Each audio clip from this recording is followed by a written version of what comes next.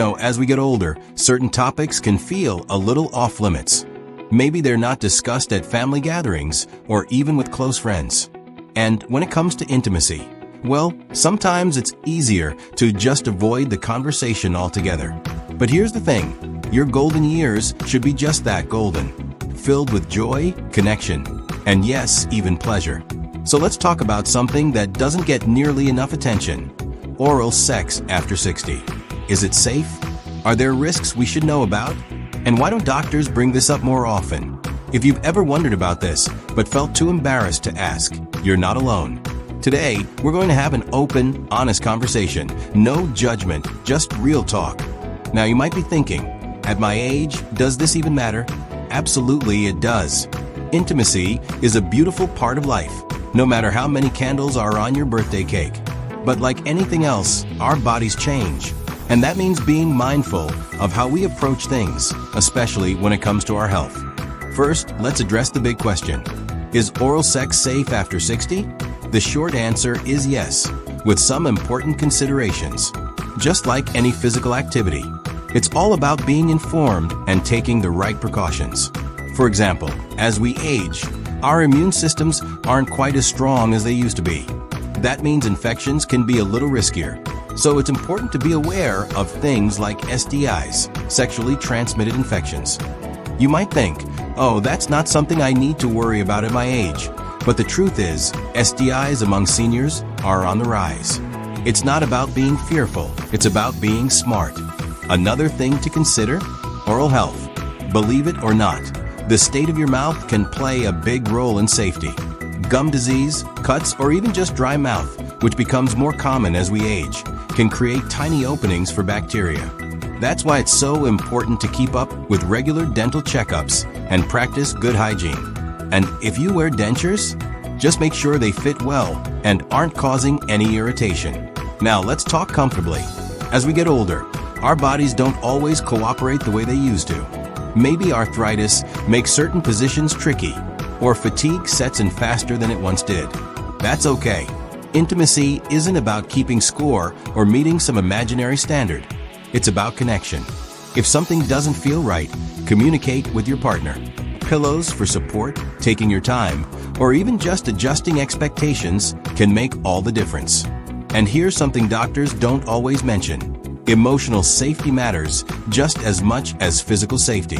If you're in a new relationship after 60, it's okay to take things slow. You deserve to feel comfortable, respected, and cherished. Don't let anyone pressure you into something you're not ready for. So where do we go from here? Well, now that we've covered some of the basics, awareness of health changes, the importance of communication, and listening to your body, let's dive a little deeper. Because there's more to this conversation, and knowledge is the key to enjoying this part of life with confidence and joy. Now that we've talked about the basics, staying mindful of health, keeping communication open, and making sure you're comfortable, let's get into some of the things that might not be as obvious, but are just as important. First up, lubrication. Now this might not be something you immediately think about when it comes to oral sex, but here's the thing, our bodies change as we age, and that includes natural lubrication. For women, menopause can lead to vaginal dryness, and for men, certain medications or health conditions can affect sensitivity. That doesn't mean pleasure is off the table, far from it. But it does mean that using a little extra help, like a water-based lubricant, can make things more comfortable and enjoyable for everyone involved. And if you're not sure which products are safe or best for you, don't hesitate to ask your doctor or pharmacist. They've heard it all before, and your comfort is what matters most. Next, let's talk about taste and smell. This can be a touchy subject, but it's worth addressing because it's something a lot of people worry about.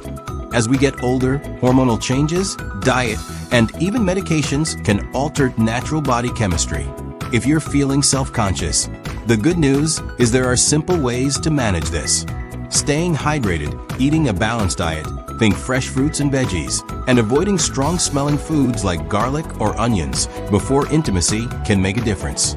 And if you'd like a little extra reassurance, a quick shower or using a mild, fragrance-free wipe can help you feel fresh and confident. The key here is to approach it with kindness, both for yourself and your partner. Now here's something that might surprise you. Oral sex can actually have health benefits. For women, it can help with pelvic floor strength and even increase blood flow, which is great for vaginal health. For men, it can support prostate health by promoting circulation. And for both? Well, let's not forget that intimacy releases endorphins, those wonderful feel-good chemicals that boost mood and reduce stress. So, when done safely and comfortably, it's not just about pleasure, it's about wellness, too. But, and this is a big, but it's crucial to know your body's limits. Certain health conditions, like heart disease or high blood pressure, might mean you need to take things a little slower. If you've had surgeries or mobility issues, you might need to get creative with positioning. And if you're on blood thinners or have a sensitive gag reflex, you'll want to be extra gentle. The bottom line? There's no one-size-fits-all approach. What works for someone else might not work for you, and that's perfectly okay. Which brings us to our next point, consent and boundaries. Just because you've been with someone for years or even decades doesn't mean you can't have an open conversation about what feels good and what doesn't. Maybe there are things you used to enjoy that don't appeal to you anymore, or maybe you're curious about trying something new. Either way, the foundation of great intimacy at any age is mutual respect. If you're not in the mood, that's valid.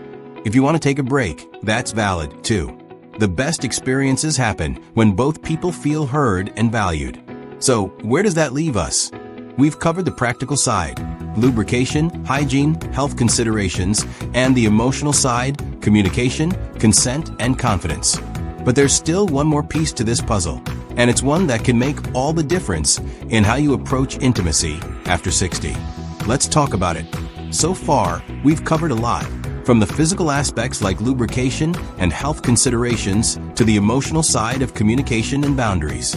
Now, let's wrap this up by talking about something just as important, attitude. Here's the truth. Society often acts like passion and desire have an expiration date. You're supposed to act your age, which, let's be honest, usually means dimming your light a little. But who made that rule? Who decided that joy, curiosity, and pleasure are only for the young? The reality is intimacy can be just as fulfilling, if not more so, when you're older. You know yourself better. You've, hopefully, shed some of the insecurities of youth. And you understand that connection isn't about performance, it's about presence. That said, if you haven't been sexually active in a while, or if you're exploring new relationships later in life, it's normal to feel a little rusty, maybe even nervous. That's okay. Think of it like dancing. You might not move the way you did at 25, but that doesn't mean you can't enjoy the music. Start slow. Laugh if something feels awkward. And remember, pleasure isn't a race. It's about savoring the moment. Now, let's address a question some of you might be wondering. What if I don't have a partner? Does this even apply to me? Absolutely. Self-exploration is just as valid as partnered intimacy.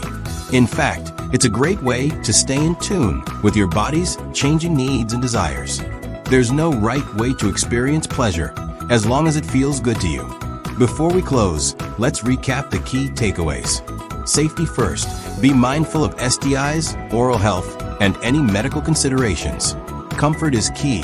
Use lubrication, adjust positions, and prioritize what feels good for your body. Communication is everything, with partners and with yourself.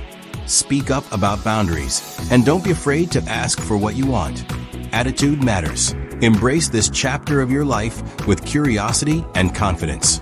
At the end of the day, intimacy after growing and still deserving of pleasure. So what do you think? Have you experienced changes in your intimate life as you've gotten older? What tips or questions do you have? Share your thoughts in the comments. I'd love to hear from you. And if this conversation resonated with you, don't forget to like this video and subscribe to Aging Gracefully 60 for more honest, uplifting talks about life after 60. Here's to living boldly, loving fully, and embracing every chapter with confidence and a little bit of spark. Cheers to you.